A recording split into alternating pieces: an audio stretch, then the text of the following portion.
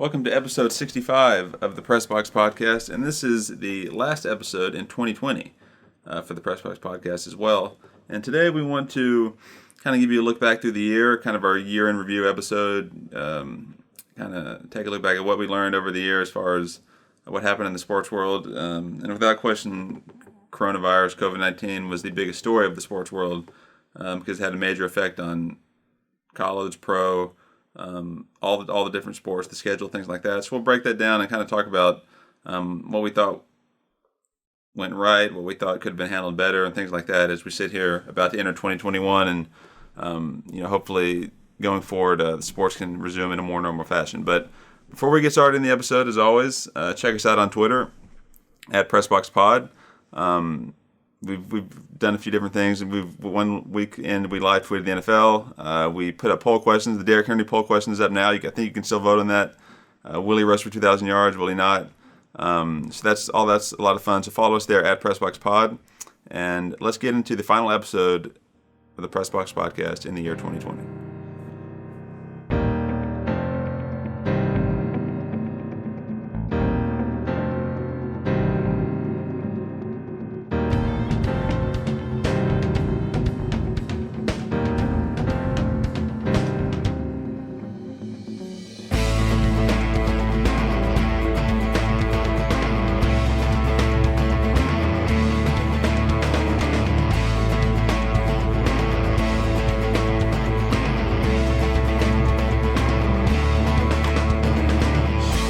Okay, welcome back to the Pressbox Podcast. This is episode number 65. I'm your co-host, Ralph Miranda. I'll be joined by my other co-host, Joseph Miranda, and our producer, Nathan Miranda, shortly.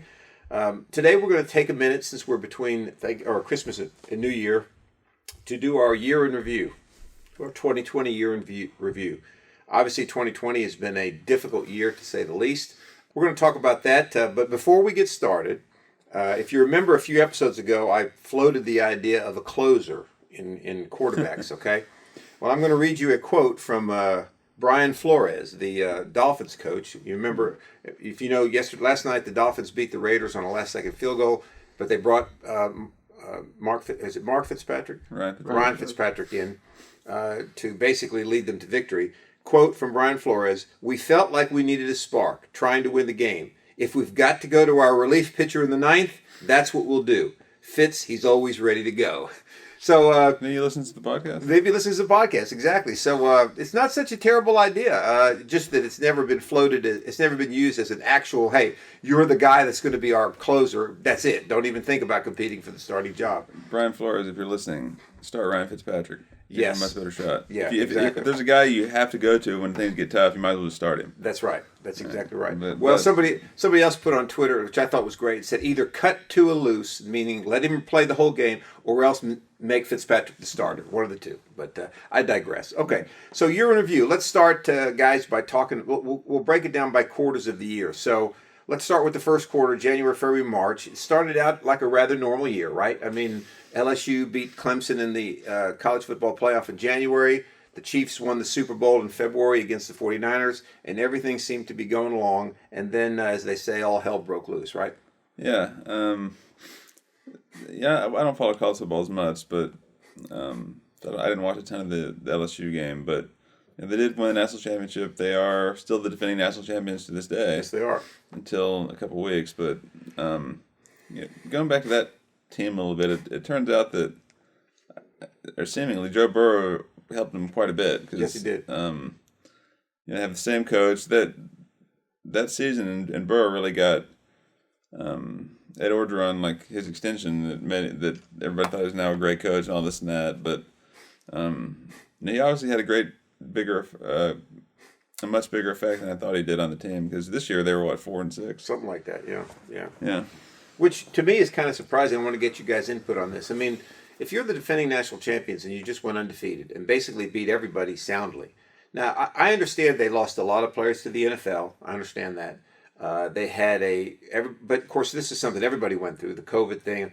But you don't go 4-6, right? I mean, I think that was the record. Yeah, well, whatever, it doesn't matter. I think they were no better than 4-6. Even if they were 5-5, right. I mean, if you're the defending national champions and you dominated people like that, shouldn't you have enough players on your squad that you could at least go 8-2. Right. I mean, it just seemed kind of strange that they had such a bad season. They went 5-5. All right, 5-5, but still. I wonder how many seniors, graduated. Maybe they had I don't know. Maybe they had a large number of people on both sides of the ball that were seniors that left, Maybe. or that just left at the draft. Maybe, but Alabama does every year too. Yeah, well, Alabama's a better program than LSU, right? Probably so. It's Yeah. true, yeah. Has LSU been competing for the national championship the last decade? No. Not that much. Alabama has every year. That's true. What I'm saying, I guess, is partly that whole thing was partly I don't know the word I'm looking for.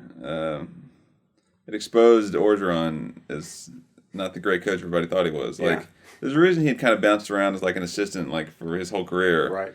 And I think he was the head coach at Ole Miss for a time. He was the head coach at Ole Miss for a time. Interim head coach at USC. He was interim head coach at he's USC. been all over. He's right. assistant with the Saints at one point or something. Right, But right.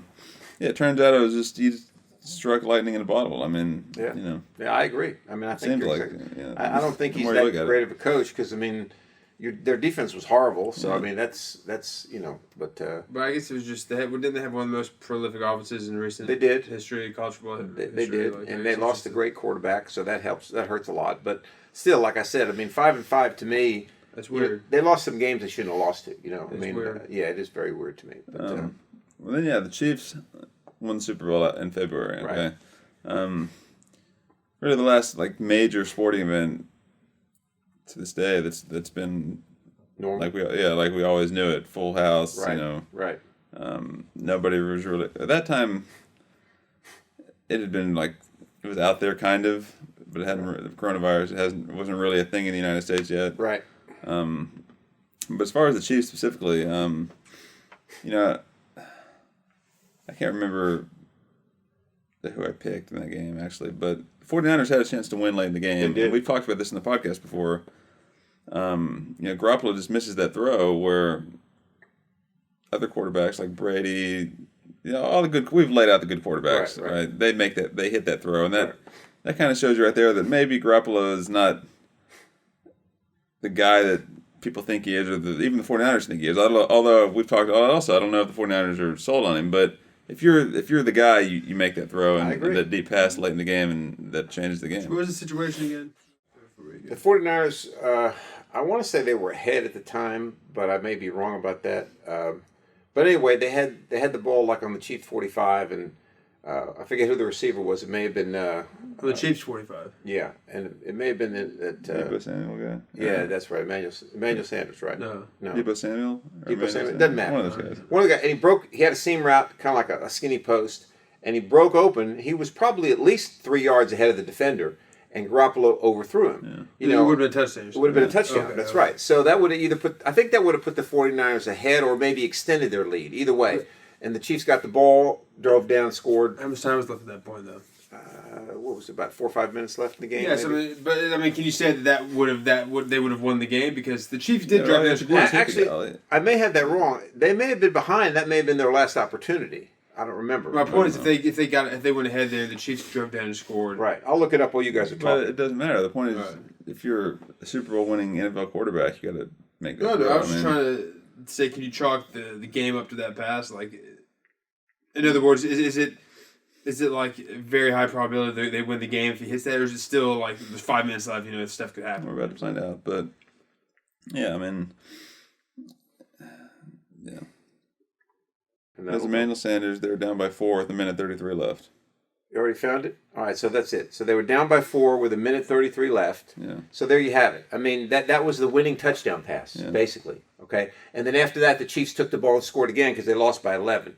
But the point is, minute 31 left, you hit that pass, you're up. No, but my point is, let's say they hit that pass, they're up by, 3? Yeah. The Chiefs go down and score, they lose. We don't know that's going to happen. No, you don't know that's going to happen. That's a totally ridiculous argument. I'm not going to let you go on that one. That would have won the game. For all intents and purposes, right? Now you're right. It's just up to the defense to hold Mahomes down, but you have the lead in the Super Bowl with a minute left. And you have one of the best defenses in the league at that time. Well, apparently not, because the Chiefs drove down and scored after they missed that pass, right? Yeah, but I'm just at that saying, time, you see what I'm saying? I do see what you're saying, but it did kind of change the dynamic of the game because now Now there's a minute 31 left, and the Chiefs have the lead, so their play calling is somewhat I different. understand that. Okay. That's fine. Yeah. I understand that. Yeah, but you're right. I mean, you're The making play a good calling on point. defense is different too when you're You're behind. right. And, You're right. You're right. And that they may have taken some chances on defense that trying to get the ball back. And Right. I agree. But the point we try to make is I'm saying, yeah, they may have done that. How it played out, they may have done that. Yeah, right. Still, you got to make that pass. That's fine. Yeah. So the Chiefs win the I Super agree. Bowl and they hoist the trophy, and the fans are going crazy. And then we go into a little bit of February lull where you have just the NFL Combine and you have the NHL and NBA are still going on at this time, right? Yeah. Then we get to March, and March is kind of where it all broke loose. You know how they say you'd never forget where you are when something happens? I mean, I remember I had come home from work on a Wednesday night, and you guys had said to me that Rudy Gobert had been diagnosed with the coronavirus, and that the NBA had canceled their season. They suspended The season indefinitely. Yeah. And then the next day, which was a Thursday, I was playing in my normal golf league, and we were listening to the radio after we were done, and the NCAA, the conferences suspended their conference championship games, or their tournaments, which were going on at the time, and then they decided to cancel the March Madness tournament. So March, and then baseball at that time also decided to suspend spring training. Yeah, they'd already started spring training. It already started. Was that the thing that opened the floodgates was the NBA's decision. Rudy Gobert, yeah. Because up until that point, I remember seeing like headlines where like they'd floated out like, could the NBA play games with no fans? Like, and then I think LeBron said like he didn't want to play with no fans. That was kind of thrown out there being talked about. Nobody really thought that anything was going to happen like that. But then I remember the NBA thing was out of nowhere. I remember that night they came out and announced they're foregoing the rest of the season. It was a shock, wasn't it? It was a real shock. At that point, there was no plans to do a bubble playoff. It was just we're quitting the rest of the season. It's like, whoa. Right. And then the next day was even more of a shock when all these conferences in basketball suspended their conference championship tournaments, and then they decided to cancel March Madness. Baseball decided to stop spring training. It's like a snowball. That all happened pretty quickly after the NBA. Yes. And then that weekend was the Players' Championship. Right. And they went out there and they played the first day. Right. Knowing all of this previously, and then they're like, well, maybe we actually should cancel it. Like, why'd you even start the tournament if you're going to cancel it, or just play the whole thing? Right. Exactly. Especially golf, which I guess we've said and we'll talk about, is lend itself best to this type of social distancing because unless it's the Masters or a really major tournament, the crowd doesn't add a whole lot, so you don't need them, and the viewing experience on TV is not that different, and you can stand away from the other golfer. Like, it's almost like a perfect sport for this. It really is. They were the first to kind of come back. They were. They came back in mid-June, but were, I don't know if they ever sort of really canceled anything. Yeah. But, All they had to say was no fans. And Yeah. it kept going. But that was what kicked March. it all off. March was the weird month. And then April, we went through the 15 days to slow their spread, which became the 30 days to slow the spread. So April was kind of that really, really lull month where, I mean, our gyms were closed. Right. I mean, we really couldn't do much at all. I could play golf, thank goodness, but that was about it. I think it was one night ESPN had on a what was it? It was like an Eagles concert. Yeah. Like that's what it came to. ESPN in primetime was showing the Eagles like a reunion concert or something. Yeah. So that's how slow the sports world was. But it was also April that ESPN moved up their Bulls documentary. Right. It was originally supposed to come after the finals in June, but they put it on in April, and that had great ratings. Nobody else had anything else to do. Right. And which was a good documentary. We watched it, and that was kind of the main sports thing that happened in April. So basically, the rest of the second quarter, April, May, and June, was pretty much news that was coming out as to what these leagues were going to do to try to come back in some fashion or form, right? I mean, there was discussion about what was the NBA going to do, what was hockey going to do. Baseball was floating the idea of a shortened season. In April, you had the NFL draft, too, in April. That's right. Went off normally, except there was no in-person gathering. But Bill's basement. Yeah, Bill's basement, right. The picks happened all the same, things like that. So then there's still a little too early for the NFL and college football at that point to really talk about what they're going to do. But, baseball. So once we hit June, baseball didn't really decide what they were actually doing till like the first or second week of June, I think. Right. Where they decided, okay, we're going to start spring training too, and like first week of July and play at the end of July. But So they decided that early June, and then golf came back around your birthday, June 16th. Right, So. but they had already canceled the Masters, right, in They April. postponed it. Yeah, postponed Yeah. it. They already the British Open canceled it Canceled outright, it. yeah. The U.S. Open was postponed. Right. So yeah, but they started to come back. Kind of Right, unveiled a new schedule at that Right, point of right. what went on to happen. But right. And of course, you had all the protocols. Right, people were tested. One golfer was the first one to be tested positive, and they just had to self quarantine and not play, and all that was going on in the second quarter, and then the NBA decided to come back in the bubble scenario, Yeah. right? Yeah. So I think that my problem with that whole deal was a few things. One, okay, if you're going to do the bubble, take the standings as they were when you stopped, Right. and start the playoffs, Right. with your 8 and 8, Right. because I don't think the closest teams were like maybe 2 games back, maybe Right. 2.5. Right. It wasn't like a tie situation or a half game back. Right. So do that. But they brought I think it was 22 of the 30 teams down there. 8 teams that were totally out of it. They just told them to stay home. So then you've got like a little round robin like end of season schedule to determine who gets in the playoffs, which was it was ridiculous. So some of these teams, like I think it was the Pelicans, went down there and played like 3 games, and then they're out. They didn't even make the playoffs and they left. Yeah. All this month of training and then Right. start for that. It was ridiculous. Yeah, and then you're introducing more teams into a possible dangerous scenario already. Right. You wanted to limit the amount of people just for a couple of games. Right. You would think it would have been Well, smart just to say. You think it would have been smart not only from a standpoint of like how you're going to structure the schedule and stuff, but just from a standpoint of it's probably better to have fewer teams down there. Right, So just I cut agree. it off with the season. Well, that's one thing, if you're going to do the bubble. The second thing is, which I've said at the time and I continue to say, is don't let the 2020 seasons affect future seasons, okay? Right. So they're hell-bent on finishing the 2020 season. Okay, well, they did it. They ended the finals in, what was it, mid-September? Mid to late October. September? Or, Might have been October. Maybe it was September. You're right. I You're think. But, okay, well, then you usually start the season late October, so you can't do that now. It's like 30 days off. So now here they are at the start of the season before Christmas, where you got a little over 2 months off for teams that Right. progress in the bubble. You've had some teams that hadn't been doing anything since March. Right. But now you're playing a 72-game season starting around Christmas, where you got to play more games on certain days, and everything's just kind of thrown off. It seems like you're scrambling to get this season in, when all you had to do was either A, pick up the season and either cancel the rest of the season, which I Right. thought was okay, that's fine.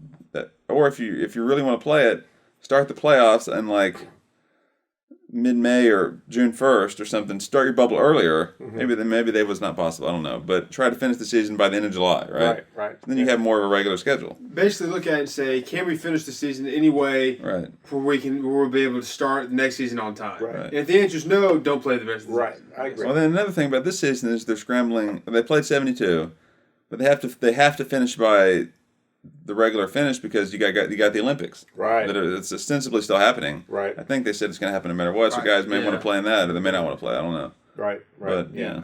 Yeah, that kind of threw a wrench into things, and I know there's some logistics in trying to set up a bubble and all that, which probably prevented them from starting a little earlier. But still, it just kind of devalues 2 seasons instead. Yeah, of right. one. That's what I'm trying to say. I can see that they were thinking. I guess, well, we can still have a 2020. We can still have a 2020 champion and a 2021 champion. Both seasons may be different, but at least we still have champions, as opposed to just canceling the season, not having a champion for that year. I guess I see the point, but like you said, you don't want to devalue and 2 the thing seasons. is- Because now you have 2 tainted. Well, not really tainted, but Right. And the thing is, what they're doing now is they're playing at their home arenas. Everything's normal except no fans. Right. Well, what's changed since May? Nothing. Like, none of the players have the vaccine. I mean, it's very few people are getting that right now. So people are still testing positive and having to sit out. That's the same thing that would happen in May and June. or better yet, what's any different than their bubble they just finished in October or September? Right. Even less is different. Well, And they were playing in think the bubble. that I know they already started the bubble, so they were going to Well, start. it's hard to play 72, 80 games in a bubble as opposed It to is. just the playoffs. Well, and I think the players hated it too. They basically said we're not doing that again. For Well, the players I association. kept hearing about people breaking, like getting food from other places they weren't supposed Well, to get it and you going weren't out. allowed to leave the little confines Yeah. of the sports complex, Disney sports I was complex. surprised. I heard stories about people bringing people in to see them and people getting out to get different types of food. So I don't think they well, and part of the reason why they couldn't do some of these things early, I think, is when this thing first hit, everybody was afraid. Nobody knew what was going on. You know, there were talks, oh, this is a deadly virus. I mean, nobody really knew anything about it. But I think as more information came to light and they found out more, then they realized, hey, we can do something. You know, we just got to do that. We just got to put these restrictions in place to make it go. Let's talk about baseball real quick, because I think at first they were trying to play a 100-game season, right? Right. And there was a lot of consternation or dickering between the players and the owners about how much they were going to pay them, right? The players wanted to be paid for the games they played. The owners wanted to prorate their salary, all that stuff. And that's kind of delayed things for quite some time. The salary was prorated anyway. It was just, like you said, they wanted... If they play 100 games, they want to get paid for 100 games, what their equivalent would be. But the owners wanted some scale that was not that. Right.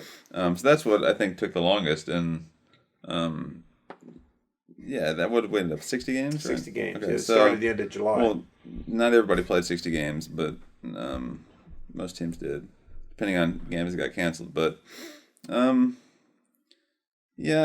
mean, forget about the amount of games that were played. They handled it about as well as you could have handled it. Yeah. They played at the home stadiums. The only thing I'll say again, and this we'll talk about this, I'm sure, with the college football, is that they changed the schedule where they tried to make it where you play teams close to you, right? Like the Yankees weren't going to play the Angels or the A's. Right.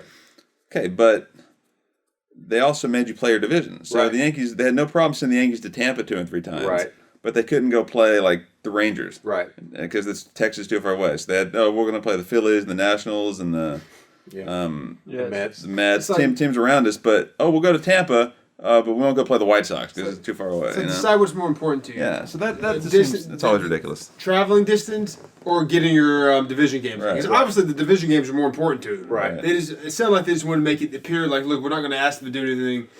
Like it appears better on the service numbers, but they obviously held the division games in higher priority. Right. So that's always kind of ridiculous. But and then I guess in the playoffs they did kind of a version of their bubble, right? They not a bubble, but they had like neutral sites, right? Neutral sites, there wasn't really no traveling. Yeah, there was no traveling involved because they played. That's right, they played at neutral sites. So that was kind of like a bubble, but I'll also say that the Nationals are still the rightful defending champions. I agree with that. I was going to bring that up next. I mean, the NBA and the NHL, you can say, have a true champion because they played almost the full schedule before this all happened, right? You're right, but it would have turned out differently had they just kept playing. There's no way the Heat would have got to the finals. No, I agree. They just played through. But you can say they have more of a right to claim the championship the Lakers do because they played like 73 of their 82 games or 75 before the playoffs. So. Right. But now in baseball, like you said, I mean, I'm sorry for all you Dodger fans out there, but I mean, that season could have turned out a lot differently as well, especially playing games at neutral sites with no fans. Baseball fans affect the game maybe a little bit more, and I think that the Dodgers were. And just the fact that you played 60 games. Right, 60 games. That's right. And then the MLB has the gall to roll out their awards week, like MVP, AL MVP, NL MVP, Cy Young, Manager of the Year. Yeah. Like these guys, it's ridiculous. Yeah. I mean, and it's kind of a shame that like years from now people can look at the history books, and I guess everybody's gonna remember that 2020 was the COVID-19 year, but it's gonna show like some guys the AL MVP that year. It's like Dodgers, MLB champions, but I mean. But you got to keep it in context, I think, when you look back. Again, the one thing I do give credit to baseball for is they ended when they normally end. Right, they did, yeah. So the next season is not affected based on what the previous season did. Right. Now, it may be affected based on still coronavirus stuff, but they're on track to start next season just like they would normally. And you brought up a good point when this all came about the Marlins. I mean, they made the playoffs, right? Yeah. Well, the Marlins, you said, in baseball, when you play 162 games, if you get hot for a while, like the Marlins usually do, right? They usually play well to June, and then they start fading. The Marlins had a good April and May of a regular season. Right, but in this case, the fact that they played well early carried over because they didn't have as many games. Well, that, and they let 8 teams in on each side. Right. Which is totally absurd. So you've got more teams in with less games. Right. It's ridiculous. It is ridiculous. Yeah, I think it's ridiculous. But anyway, they did play, and I thought what they should have done was go ahead and do a MLB The Show or EAS video game, simulate the first 100 games, and then whatever the stats are in the standings, start from there and play the rest. Well, at least they had a champion that I think no one has a big problem. What am I trying to say? It's not like you don't have to take a big leap of faith to imagine the Dodgers winning an actual season. No, you don't. That and they were the best team all 60 games. Like they were the one seed in the NL East or the NL. Yeah. It's not like the Astros who got in with a losing record and Right. worked. You know what I mean? And not only that, but it's not like some team like the Marlins who hadn't been good any recent years. Right. The Dodgers would have most likely been in the playoffs through 100. They got to the World Series in 2017. They got there in 2019 or 2018. They played the Red Sox. Back-to-back years. Yeah. And in 19, they played the Nationals. They had the 3 years in a row. Yeah. I didn't play the Nationals in the World Series. Nationals played the Astros. Who are we talking about? The Dodgers? Dodgers. Yeah, so I thought we were talking The about point is they've been there recently. Right. Yes, they have. You can Yeah. imagine, they could have had a very good chance to win this year. Yes. It's not like the Marlins won the World Series. That's right. Yeah. So that helps the optics of it a little bit. Yeah. So that gets us around To July. through football season now. Yeah. So basically, at this point, all sports are back in some form or fashion. First of all, before we get into football, which is going to take up a little bit of our discussion, let's talk real quickly about golf. I mean, were you okay with the way they moved the PGA was in August, the U.S. Open was in September, and then they played the Masters in November. So were you okay with all that? Yeah, because I wanted to see the majors played, especially if you're somebody like Tiger, losing chances to win majors in this late in your career is not good. But I'm okay with it. Like, I would have liked to see them play the British Open too, but that's their thing. That's their thing. Yeah. The British people, the British Golf Association or whatever. The Royal, whatever they call it. Yeah. So yeah, I'm okay with it. It's kind of weird though. You said the Masters in November. It's going to happen again in April, which is good if you're a golf fan. And you get, it's. Well, the Masters was affected a little bit because obviously playing in November, it got dark by 5:30. Yeah. So you had to start earlier in the morning, which brought into the fact that the greens could have been a little bit frosted over, which they weren't. You had more weather possibilities, and you had to play groups of 3 off different tees, which they don't normally do at the Masters. So a little bit different, but nonetheless, nobody's going to argue that the winners of those tournaments were not the true champions of them, obviously. And one other thing they did with the Masters is instead of taking as many people as they do, they limited it to former champions and I think the top 50 in the world. So not everybody got a chance to play in the Masters that would have got to play. Really? Yeah. They still had a group of amateurs. Yeah, they still had a few amateurs in there, but I know they limited it somewhat based on the fact that they were playing. They still bring back the kind of the older generation guys to tee off to start with. Yeah, they still did that. They had Nicklaus and Player, and I think those were the two that did it. Yeah, that's true. He used to be Palmer, but he passed away. Yeah. So anyway, so that takes us. So then we get to football, and interesting. It's interesting to me how I think we would all agree that football is the premier sport. Yeah. Okay, and they actually came out of this whole year smelling better than anybody else did in the way they handled things. Right. They got the benefit of having their seasons in the fall. They did get that benefit. That's exactly right. But let's remember when time came for camps to open up, things weren't much better virus-wise. I mean, they were a little better through the summer, but I'm just not saying, much better. I'm just saying, put the month of March and everything that happened with the virus there, put that in September or August. Then you're right. They have a big problem on their hands. No, Nathan makes a good point. If they'd have played 2 games and all of a sudden this thing hit, or like baseball, started their training camp and then it hits in July. That's an excellent point, Nathan. I'm sorry I didn't think about that. I'm just saying. No, it really is because they had the benefit of having 6 months or so, or a little less than that, to think about this and how they were going to plan. And they got to see how other leagues did their thing, and if it worked out well, if it didn't work out well. We'll get to college football in a second because we know the ridiculousness that is. But that's tough because you got the school thing. Right. And the thing I give the NFL credit for is at some point in the summer they said, we're having a season this year. Yeah. We're playing all the games, and we don't really care what people think or what happens. Right, they did. Yeah. So, they give them credit, They canceled the preseason, which, fine. I think going forward, you'll see probably an 18-game season with maybe 2 preseason games. I saw next year they're going to a 17-game season next year. Okay. I did see something came up today. But eventually they will get to 18. That's what they want. I guarantee you won't see more than 2 preseason games next year if you see any. No, it may just be like a one thing. But whatever. And they basically said, we're going to move games to Tuesday, Wednesday, whatever you're going to do, but we're going to play them all. And so far they have, and it looks like they most likely will finish at this point. Right? They will. this week and the next week, and I don't really see a game being canceled, not made up. So, Nope. So I give him credit for that, and yeah, I mean and we said this at the time. It's easier for them to do that than college. You got a lot more factors. Right. So and the NFL's not over yet, but it looks like they're gonna. And you have some fans in some stadiums, and some are not. But college really screwed the pooch here. Let's just put it that. Let's put it at that. We said it in the moment or at the time how ridiculous the Big Ten and the Pac-12 were. Yeah. But now that the season's pretty much over, you've got the playoffs still and some bowls. But the most ridiculous, even more absurd. The most ridiculous was the Big Ten. Yeah. Right. At least the Pac-10 said we're canceling. Pac-12. Yeah. Yeah. Pac-12. I mean, they eventually came back too, but they canceled and waited a long time. I mean, it was a little different. It was the Big Ten. Here's the thing. The Pac-12 canceled originally, right? And then basically said we want to come back and play some games if we're going to stay out of the playoffs. Right. We don't want, they didn't really want. Not that they didn't want to. They realized they weren't going to be a part of that, and they just kind of did their own thing. Right. There's the Big Ten that tried to have it both ways. Right. Well, and not only did they try to have it both ways, the Big Ten was the first conference to come out and put a schedule out. They actually came out before anybody and said, "This is our schedule. This is what we're going to play." So they were like, "Hey, we're going to do it." And then all of a sudden they cancel the season, and then when the SEC and the ACC, who I think I told you guys this. Regardless of who you like or don't like, I have more respect for the ACC and the SEC now than any other conference, and I always will. Because they came out and said, look, we're going to play, just kind of like the NFL did. Here's how we're going to do it. They did the smart thing, right? They adjusted their schedule. The SEC said, look, only conference games. They started early enough where they could build in some flexibility if they had to. The ACC did the same thing. They didn't say only conference games because they all played, I think, one non-conference game. You can take this a little bit, but... Yeah, you're right. If you want to hear more about the Big Ten, go to reference our episode "Big Ten Big Mistake." Big mistake. Yeah. We talk about it more, but the conference thing, right? Like at the start, okay, the ACC and the SEC were the two that were playing. Well, why couldn't you?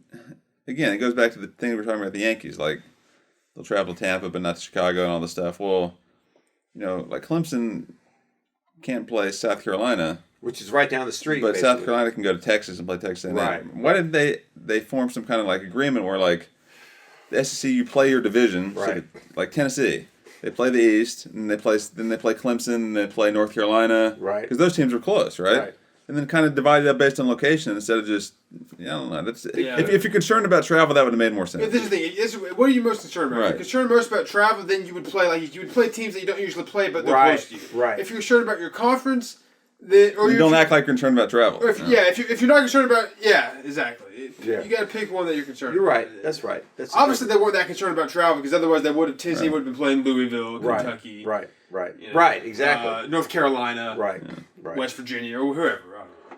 Yeah, but the SEC and the ACC came out the best. They played the most games, which again got into the discussion of if you play 6 games like Ohio State did, do you really deserve to be in a playoff? Which we talked about that last week in our podcast. But from this standpoint, short answer no. Yeah, from the year in review standpoint, you got to give your kudos to the SEC and the ACC for the plan that they had in place, for the way they executed it, and the fact that they got it. I mean, to be honest with you, I would have never said this back in June or July or August.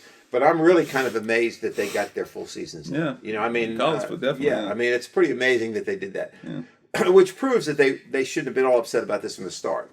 But I want to touch real quickly. This has nothing to do with anything, but we talked about this off the air one time. But the NFL, of course, they could do this because they have money, but they had these tracking devices, which all these players were required to wear these tracking devices. Which, for example, if I came down the hall and talked to you, okay, we're on the same team, it recorded that we did that. So if you came down with coronavirus, they had a record of that I was in close contact with you. You see what I mean? So the contact tracing was simpler because they had this technology, which I thought was pretty amazing, really.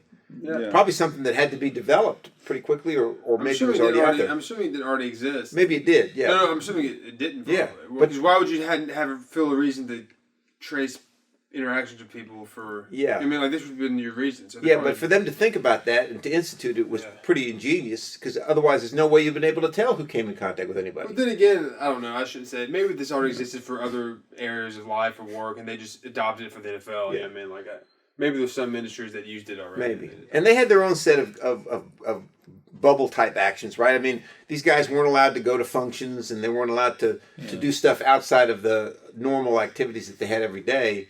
And a lot of guys got into trouble for that, like going to parties or going to I think some of the Seahawks were reprimanded for going to a function without masks on, which I can understand that, because if you catch something there and you bring it back, now you compromise some of your games. Find out about that too. Like, what? Everybody's got a cell phone, right?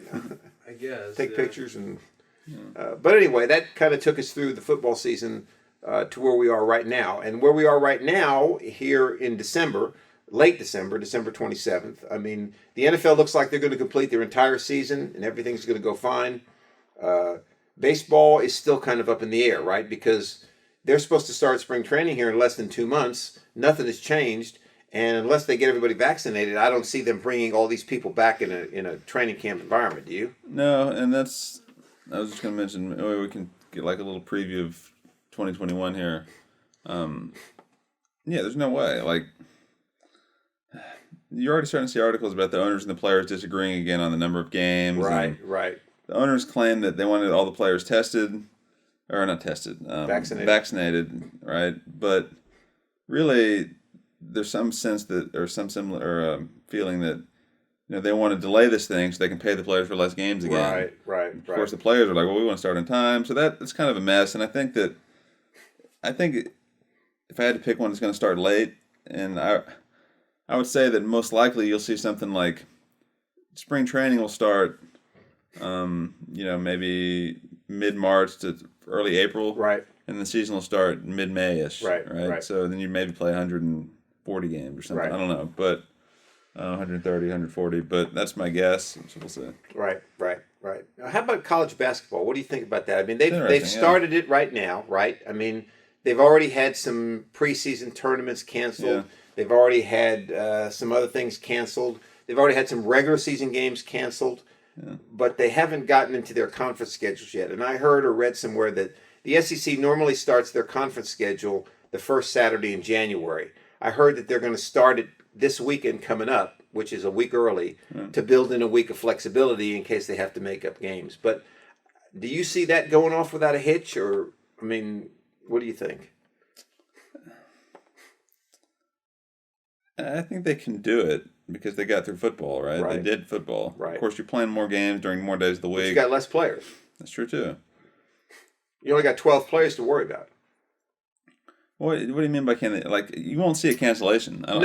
But I mean, do you think there's going to be postponements of games and reschedule? Yeah. Okay. Like, probably some that you won't make up. Now, the question is how they're going to handle March Madness, which is what everybody cares about in college basketball, right? So I think they're planning a bubble situation. Yeah, probably. Yeah, you have it at a neutral site. Right.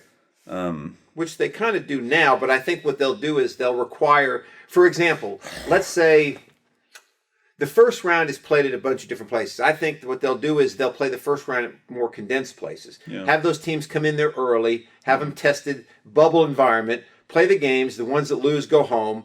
The ones that don't have to go directly to the next site. Something like that, Yeah. But they'll get it done. I mean, they're not going to forego that revenue a second year in a row. Right. So they'll get that done. But obviously, football next year, there won't even be a question when we get to I don't think so. July and August. And again, baseball is the question, like you said, how they're going to plan that. Basketball and hockey, they'll get through it somehow. There'll be some postponements of the games there too. Yeah, they've already started. I mean, you already saw the Rockets game got postponed the other night because they didn't have the league required 8 players for a combination of reasons, largely coronavirus-related reasons. Yeah, and I think once they get through vaccinating the elderly and the first responders and the people who are at higher risk, I think they'll start getting other people vaccinated, and we shouldn't have this issue. You would hope, But all in all, I mean, it was a very strange sports year to say the least. But we got through it with some sports at least. The worst part of this whole thing was from about mid-March to, I would say, probably May or June. I was going to say. It was a long time. Yeah, golf started mid-June. Right, but that was about it. That was about it, yeah. I mean, and July was the first when baseball came back. Yeah. And then the NBA came back about the same time. Mid-March to July. And I guess technically those, like the baseball and basketball and golf plans were announced. Right. I forget. Well, baseball wasn't really announced till early June. Right. Basketball may have been in May, but so for half of March, April, and May, you really didn't know when they were coming back, if at all, right? So, No, you didn't, yeah. And I think now, I mean, I really believe that, there's enough data out there now and enough plans in play, and especially with the vaccine out there where, aside from a few blips here and there and maybe baseball being delayed, there shouldn't be any problem next year with sports. I mean, I think they've seen they can do it. I think they've seen that it's not going to be, a tough situation. So I think they'll get it in. But definitely the year 2020 was outside of last year's college champion and the Chiefs. It was pretty much an upheaval year as far as what went on and how it went on. But I heard where the NFL is actually considering should they have more problems with the virus here in the last few weeks. They're actually considering a bubble situation if they have to for the playoffs, but I don't think they're going to have to. Yeah, well, that and we're recording this on a Sunday, week 16, right? So they're going to play the games today, right? They've already said would have already said if they're going to cancel them, and they got one more week. That's so right. I think they get through the season, and then the question is going to be like we've seen these games this year in the NFL, like the game with the Broncos didn't have any QBs available, okay, what happens during a playoff game if teams have legitimate guys that are contract traced, right? And see, that's where I think the bubble thing comes in. Would eliminate all that. Do you institute that proactively, right, so that doesn't happen, right? Because it's one thing to have the Broncos not have any quarterbacks in week 12 or whatever. It's another thing to have the Packers playing the Saints in the NFC Championship game and Aaron Rodgers not being able to play. I mean, that's not really a good situation. It's not really. Yeah. That'll be interesting. Yeah, it will be interesting to see what they do.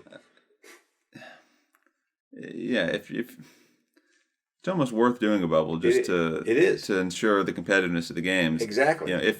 If you're going to treat the test like you've been treating them all season. Correct. You have to wait your 10 days or whatever it is. And maybe you do the bubble after the first round. Maybe, yeah. Maybe when you get to 4 teams. Yeah, it'd be easier the more you go. Yeah. So, because I mean, I think you can get through the first round, but you certainly don't want to have that hanging over your head. What if you get to the Super Bowl and Mahomes can't play? I mean, that's ridiculous. I mean, that's ridiculous. And how about the 49ers? I mean, then it's really a good thing their NFL's having the Super Bowl in Florida this year, right? I mean, the poor 49ers had to spend the last 3 weeks in Arizona because their state wouldn't allow them to play contact football. That's ridiculous. Yeah, they lucked out having the Super Bowl in Florida. They really did. Can you imagine if the Super Bowl was in California this year? Oh, they had to move it. Well, they'd have to move it, but I mean, just the logistics of that, I know there's no fans, but they're talking about allowing some fans in the Super Bowl. Well, Florida's already allowing fans. Right. So my point is, if it had been California, you'd already had tickets. Yeah. Let's say your travel plans might have changed. So it's it's been a weird season, and I'm just glad it's almost over, and we can get into more normal sports year next year, hopefully. But and I think too, let's talk about this real quick before we end. We've talked about coaches being fired. I think this year, there's been some coaches already fired, okay? But I think the coaches that coach through the end of this season, I think you have to look at the season and say, do we really want to make a change given all that's gone on this year? I mean, you had no training camp, you had virtual meetings, you had facilities closed down for a week because of the virus. And, I mean, it's really tough to say a coach a team underperformed because you don't really know the dynamics. You know what I'm trying to say? In the case of the Texans or the case of the Lions, those guys had been there 3 or 4 years and they weren't doing much. So I mean that's a different story. But you take some other coaches. I mean I don't know that you should fire them really. Yeah, I think it's like you said, it's those guys that are kind of could go either way. Where in a regular season you might figure, it's time to move on. Maybe you give another chance and these teams know this better than we do. If all the stuff going on that you think affected the teams, right? Right. I think like maybe the Chargers coach, like maybe I think we said maybe he should be gone already, or in a normal season, but maybe the Chargers realize, okay, this is why things didn't go right. But give him another chance because of the season, right? But like you said, the Lions and the Texans, and even the Jets are going to end up like that most likely. Some guys it's probably it's time to fire him, but yeah, that's true. But anyway, it's been an exciting year to say the least. Different year, And as we wrap up 2020 with the Press Box podcast, we'll be back to review Week 16, to talk about the college football playoff and get into our new year. That's right. So, hope you enjoyed the final episode of 2020 for the Press Box podcast. We'll be back after Week 17 to break down the NFL playoff matchups, and we'll be able to talk about the college football playoff as well. That's right. So it'll be a big episode coming back here in the new year. Thanks for listening, and we'll see you next time on next year on the Press Box podcast. Press Box podcast.